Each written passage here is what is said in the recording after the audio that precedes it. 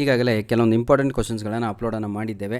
ಇದರ ನಂತರ 4 ಅಂಕದ ಪ್ರಶ್ನೆಗಳು ಹಾಗೂ 6 ಅಂಕದ ಪ್ರಶ್ನೆಗಳನ್ನು ನಾನು ಅಪ್ಲೋಡನ್ನು ನಿಮಗೆ ಮಾಡಿಕೊಡ್ತೇನೆ. ಯಾವ ಸಬ್ಜೆಕ್ಟ್ ಅಂದರೆ ಇಂಗ್ಲೀಷ್ ಸಬ್ಜೆಕ್ಟಿನ ಮೇಲೆ, ಹೌದಲ್ವಾ? ಸೆಕೆಂಡ್ ಚಾಪ್ಟರ್ಗೆ ನೋಡೋದಾದರೆ ನಾವು ಸ್ಕೂಲ್ ಬಾಯ್ನಲ್ಲಿ ಇಂಪಾರ್ಟೆಂಟ್ ಕ್ವಶನ್ಸ್ ಯಾವುದು ಅಂತ ಹೇಳಿದರೆ, sweet company refers to dash ಅಂತ ಕೇಳ್ತಾರೆ. ಇಲ್ಲಿ ಸ್ವೀಟ್ ಕಂಪನಿ ರೆಫರ್ಸ್ ಟು 3 ಇದೆ. ಒಂದು ಯಾವುದ್ಯಾವುದು ಬರ್ಡ್ಸು, ಇನ್ನೊಂದು ಯಾವುದು ಸ್ಕೈಲಾರ್ಕು, ಇನ್ನೊಂದು ಯಾವುದು ಹಂಟ್ಸ್ಮ್ಯಾನು, ಹೌದಲ್ವಾ? ಈ ರೀತಿಯಾಗಿ ಎಲ್ಲದೂ ಕೂಡ ಸ್ವೀಟ್ ಕಂಪ್ನಿ ಆಗುತ್ತೆ.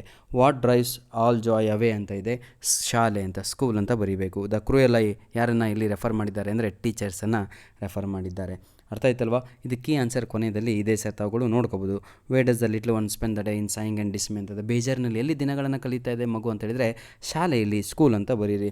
How do the little one spend the day in school in sighing and dismay, ಬೇಜಾರು ಹಾಗೂ ನಿಟ್ಟುಸಿರಿನಲ್ಲಿ ಅಂತ.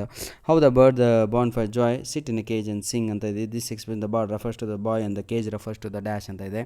ಶಾಲೆ ಅಂತ, ಶಾಲೆಯನ್ನು ಪಂಜರಕ್ಕೆ ಹೋಲಿಸಿದ್ದಾರೆ. ಏನಂತೀರ, ಪಂಜರದಲ್ಲಿರುವ ಪಕ್ಷಿಯನ್ನು ಸ್ಕೂಲ್ ಬಾಯ್ಗೆ ಹೋಲಿಕೆಯನ್ನು ಮಾಡಿದ್ದಾರೆ. ಅರ್ಥ ಆಗುತ್ತಲ್ವ? Very good. ಇದೇ ರೀತಿಯಾಗಿ ಬಹಳ ಪ್ರಶ್ನೆಗಳನ್ನು, ಓಕೆ, ಏನು ಜಾಸ್ತಿ ಇಲ್ಲ ಸರ್, ಒಂದು 7 ಪ್ರಶ್ನೆಗಳನ್ನು ನಾವು ಇಲ್ಲಿ ರೆಡಿ ಮಾಡಿದ್ದೀವಿ. ಆ 7ರಲ್ಲಿ 2 ಪ್ರಶ್ನೆಗಳು ನಿಮ್ಮ ಎಕ್ಸಾಮಿಗೆ ಬರುತ್ತೆ. ಅರ್ಥ ಆಯ್ತಾ? ಬನ್ನಿ ಈಗ ಸಮ್ಮರಿಯನ್ನು ಬರೆಯೋದಾದರೆ ನಾವು ಈ ಸ್ಕೂಲ್ ಬಾಯ್ದು summary. The boy was happy in the school or not happy in the school. The school boy is very happy in the company of the nature. ನೋಡಿ, ಶಾಲೆಯಲ್ಲಿ ಮಗು ಸಂತೋಷವಾಗಿಲ್ಲ, ಆದರೆ ಪ್ರಕೃತಿಯ ಜೊತೆ ಮಗು ಸಂತೋಷವಾಗಿದೆ. ಹಿ ಲವ್ಸ್ ಟು ಲಿಸನ್, ಕೇಳಿಸ್ಕೊಳ್ಳಿಕ್ಕೆ. ಯಾವುದು? Song of the birds, chirping sound of the birds, sound of the huntsman. He feel very happy with those company. Skylark sings with him but thought of going to school drives all joy away.